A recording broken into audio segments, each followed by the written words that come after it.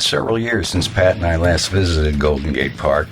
Since I had to drop off a device at an electronics repair shop just 2 blocks from the park, we decided to spend some time visiting again. Anyway, first opened in 1870, Golden Gate Park is the largest park in San Francisco. At 1,017 acres, it's even larger than New York Central Park with its 843 acres. And like Central Park, Golden Gate Park is a narrow strip. It runs east-west through San Francisco's western Sunset District for 3.1 miles, and it's about half a mile wide. The park was built at a time in an unincorporated western area of the city known as the Outside Lands, which then was merely a stretch of shore and sand dunes. 150 years later, the annual August Weekend Music Festival named Outside Lands as a nod to the park's origins. Adjacent to the park's east side is a park strip known as the Golden Gate Park Panhandle. This strip of the park is 7/10 of a mile long and it's 300 feet wide. We drove the northern length of the Panhandle, then crossed the park proper before following the park's southern side, next turning back into the park and crossing over to the northern side, and finally driving westward towards the ocean.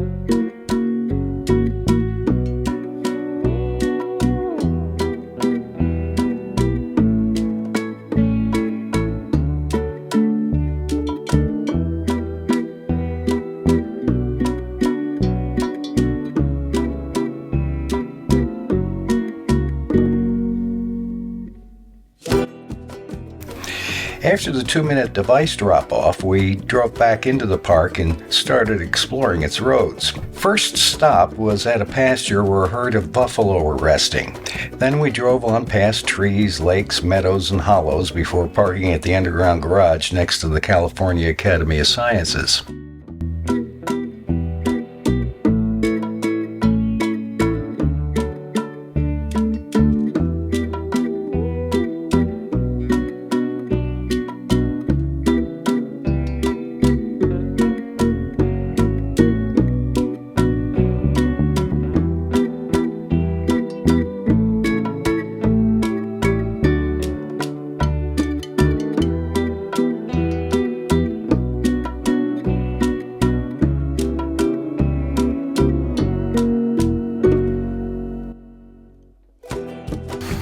We walked out of the garage onto the music concourse where I stopped to buy a $4 soft pretzel, onto which I quickly squirted some mustard.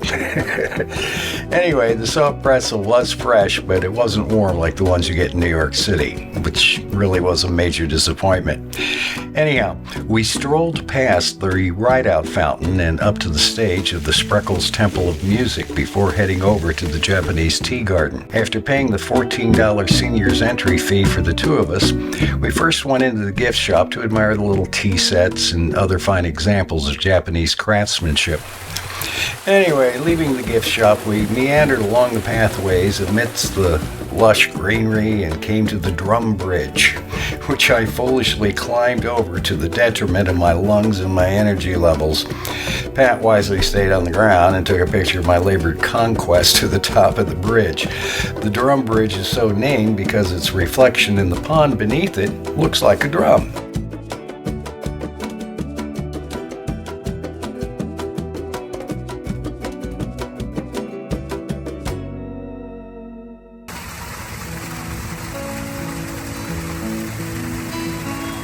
Anyway, coming off the drum bridge, we sauntered on towards the pagodas and miniature waterfalls, passing a pond of koi along the way.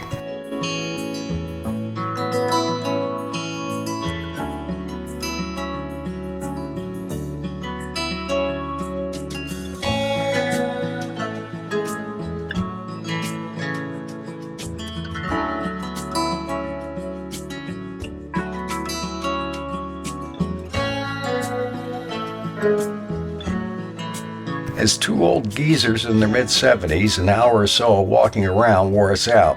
I had to sit down on a bench in a shaded area next to the music concourse to catch my breath and bring my blood pressure back down.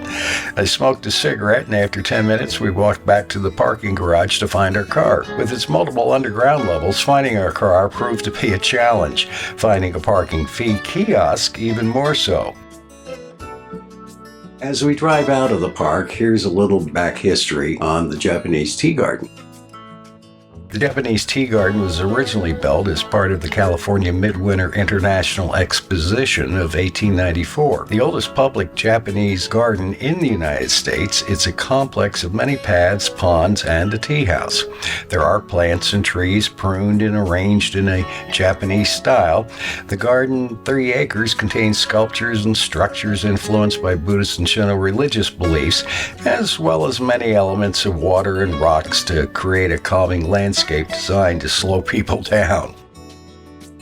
And after finally exiting the garage, I hit the home button on the car's GPS and followed its directions out of the park, eastward along the south side of the Panhandle, then onward across the Bay Bridge to home in Oakland.